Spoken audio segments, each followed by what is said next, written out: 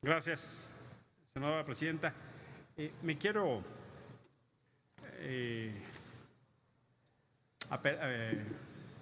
adherir o intervenir en los términos del artículo 76 del reglamento, ¿no?, para que establece norma la intervención para presentar iniciativas, de manera que me apego, querida presidenta, a lo establecido en nuestro reglamento.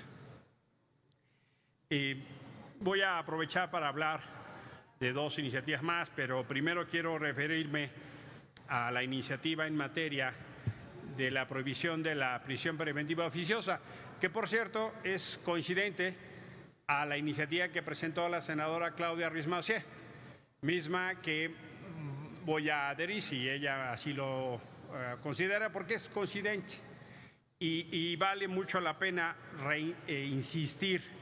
Es la tercera vez que presento esta iniciativa. Por términos procesales se baja, pero permítame reinsistir. Y hoy es una ocasión propicia para hacerlo, a partir de incluso la resolución que ha hecho la Suprema Corte de Justicia en la materia. Y es importante hacerlo porque la resolución de la Suprema Corte de Justicia de la Nación queda insuficiente. Queda insuficiente por varias razones, pero déjenme explicar por qué principalmente. Ya está establecido en la Constitución lo que la Suprema Corte resolvió, de un criterio máximo de 2 años. Déjenme leerles lo que a la letra dice la Constitución.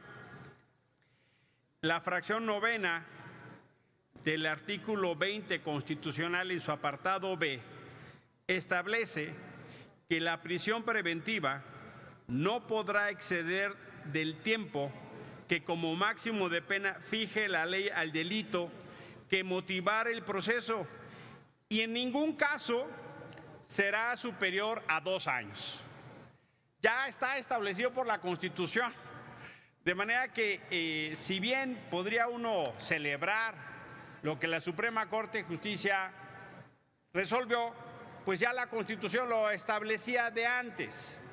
Pero en realidad el problema que tenemos es que la decisión de la Corte no nos está resolviendo ni erradicando el problema de la prisión preventiva oficiosa, que violenta derechos humanos. Y vale la pena insistir.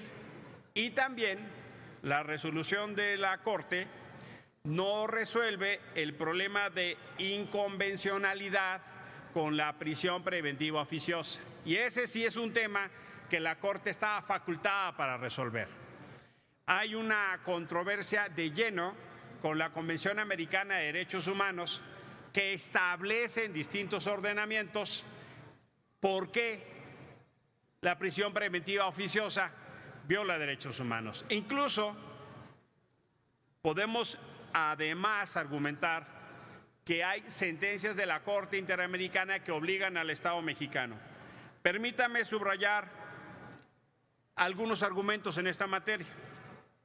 La protección frente a la detención arbitraria y el derecho a ser juzgado o juzgada en un tiempo razonable o puesto en libertad. Y aquí hay un criterio muy importante.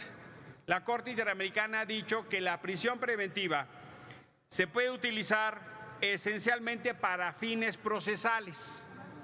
¿Cuáles son? Peligro de fuga u obstaculización del proceso. Solo para esos dos. En el caso de México, no se está haciendo por un principio procesal, se está estableciendo por tipo de delito. No importa si te quieres fugar, no importa si te estás oponiendo al proceso, lo que importa es el tipo de delito. Esa consideración es absolutamente contraria a lo que en repetidas ocasiones ha decidido la Corte Interamericana y que además está en la Convención Americana de Derechos Humanos. Pero hay un principio básico. El derecho internacional de los derechos humanos establece que hay una obligación de adecuar los ordenamientos internos, incluidas las constituciones. Muy infelizmente, lo que aquí se ha hecho es justo en sentido contrario. Por eso creo que es vital establecer en la Constitución la prohibición en los términos que ha resuelto la Corte Interamericana de Derechos Humanos para que sea en peligro de fuga o cuando se quiera obstaculizar el proceso y no por tipo de delito en su caso. Y quisiera insistir en dos temas más que tienen que ver con un fenómeno que, si bien ha reconocido este gobierno, no estamos resolviendo. Es el tema de la desaparición, el desplazamiento interno forzado. Afortunadamente se ha avanzado en reconocer el tema, pero no hemos legislado y no tenemos condición para una política pública en la materia. Los elementos que da la Comisión Mexicana de Defensa y Promoción de los Derechos Humanos el año pasado establecen que por lo menos cerca de 50,000 personas en México tuvieron una necesidad de desplazarse. Eso se llama desplazamiento interno forzado, en su mayoría producto de la acción de la delincuencia y del narco, que están tomando control territorial. Tuve condición de entrevistar a gente en Tijuana en diciembre, gente que venía de Michoacán, de Morelos y de Guerrero, que salieron huyendo con lo opuesto por el derecho de piso, por el homicidio de sus familiares, por el control territorial, incluso de lo que vimos semanas después, que se ha agravado. Por ejemplo, el narco determina cuándo se cosecha. El caso del limón fue lo que llevó al extremo de cómo subió el precio. Ese control territorial que se ejerce con violencia tiene un fenómeno acumulado que, si bien no es de este gobierno, se ha continuado y se ha exacerbado, que es el fenómeno del desplazamiento interno forzado. En algunos casos tiene que ver con fenómenos religiosos. Oaxaca es un lugar donde hay una conflictiva social que ha generado incluso intervención de organismos internacionales de derechos humanos para resolver conflictivas sociales. Hoy hay un campamento enfrente de Bellas Artes del pueblo triqui porque siguen teniendo un problema de desplazamiento interno forzado. Es una problemática social de otra naturaleza, pero que genera desplazamiento interno forzado.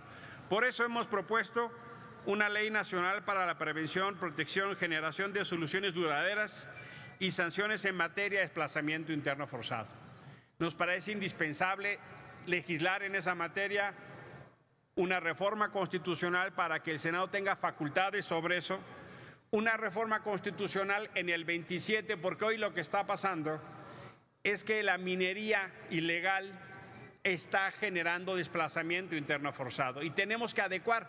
Oaxaca también es un lugar donde se está presentando muy infelizmente el fenómeno del desplazamiento producto de la minería ilegal. Ese fenómeno en países como Colombia tomó grande dimensión. Si no lo resolvemos pronto, al rato vamos a tener una combinación extraordinariamente peligrosa del narco y la minería ilegal. Y hay sí la necesidad de legislar en esta materia con personas que estén en esta condición. Esta es la propuesta que hemos hecho. Hicimos un ejercicio con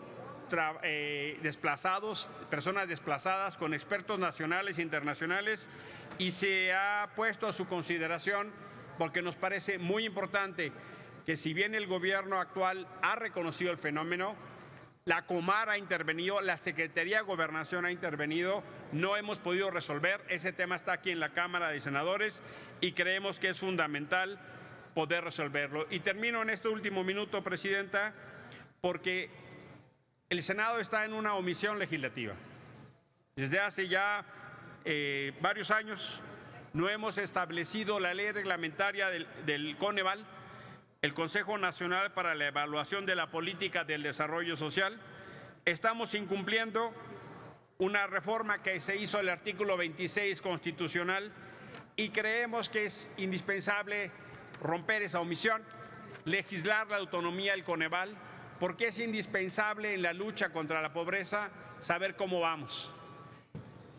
Es indispensable que tengamos instrumentos como el Coneval en la autonomía e independencia para garantizar una política pública de largo aliento de lucha contra la pobreza, de manera que lo que hemos legislado acá se haga realidad.